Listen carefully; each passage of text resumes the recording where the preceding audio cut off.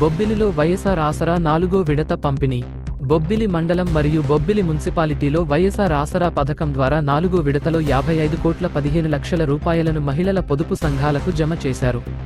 ఈ కార్యక్రమంలో బొబ్బిలి ఎమ్మెల్యే శంబంగి వెంకట చిన అప్పలనాయుడు పాల్గొన్నారు. ఈ సందర్భంగా ఎమ్మెల్యే మాట్లాడుతూ, మహిళల ఆర్థికాభివృద్ధే వైఎస్ఆర్సీపీ ప్రభుత్వం లక్ష్యంగా పెట్టుకుందన్నారు.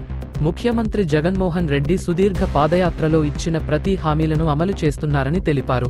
మహిళల కోసం గతంలో ఏ ముఖ్యమంత్రి ఇన్ని సంక్షేమ పథకాలు అమలు చేయలేదని ఎమ్మెల్యే పేర్కొన్నారు.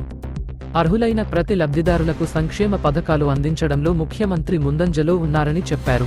గత ముఖ్యమంత్రి నారా చంద్రబాబు నాయుడు మహిళలకు అనేక హామీలు ఇచ్చి నెరవేర్చలేదని ఎమ్మెల్యే విమర్శించారు. అనంతరం పొదుపు మహిళా సంఘాల సభ్యులకు ఎమ్మెల్యే చేతుల మీదుగా నమూనా చెక్కును అందజేశారు. మహిళలందరూ వచ్చి పాలాభిషేకంలో పాల్గొల్సిందిగా కోరుదాం. బొబ్బిలి అర్బన్, బొబ్బిలి రూరల్,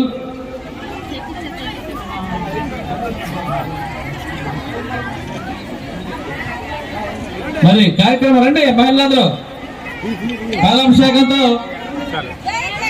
జై జగన్, జై జగన్, జై సంబంగి గారు కేకులు కట్ చేస్తున్నారు. మీ అందరూ కరతార్థాల మధ్యలో చప్పట్లు కొట్టాలి.